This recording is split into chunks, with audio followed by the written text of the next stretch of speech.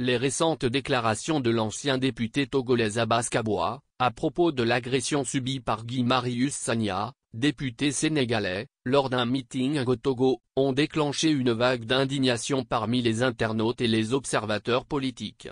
Alors que cet incident, survenu lors d'une rencontre de l'opposition, continue de faire réagir, les propos de Kabwa sont jugés choquants et déplacés par beaucoup. Lors de son intervention sur la chaîne World Television, Kabwa a minimisé la gravité de l'attaque, au cours de laquelle les agresseurs portaient des masques pour dissimuler leur identité. Selon l'ancien parlementaire, la dissolution récente de l'Assemblée nationale sénégalaise rend Guy Marius Sagna inapte à conserver son statut de député. Voilà quelqu'un qui n'est plus député dans son pays. Quelqu'un qui est comme moi, un ancien député, mais qui maintient sa place dans le Parlement communautaire, a-t-il affirmé, en référence à la CEDEAO. Cette interprétation contraste cependant avec celle des autorités sénégalaises, qui reconnaissent toujours Guy Marius Sagna comme député, et ont fermement condamné l'agression. Elles ont officiellement demandé aux autorités togolaises de garantir la sécurité de leurs représentants à la CEDEAO, tout en appelant à un éclaircissement sur les circonstances de l'attaque.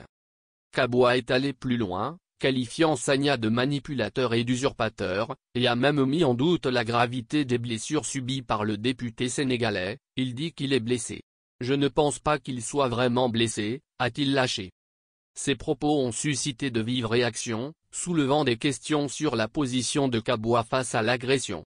En insinuant que Sagna n'aurait pas dû continuer à représenter son pays après la dissolution de l'Assemblée nationale, Kabwa semble minimiser l'importance de la protection parlementaire et de l'intégrité physique des représentants officiels.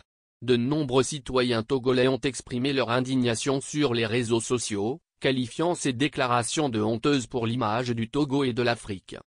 Dans un contexte où les tensions politiques et diplomatiques sont déjà élevées, ces propos polémiques risquent d'amplifier le débat sur la sécurité des parlementaires et sur la responsabilité des autorités dans la protection des représentants étrangers.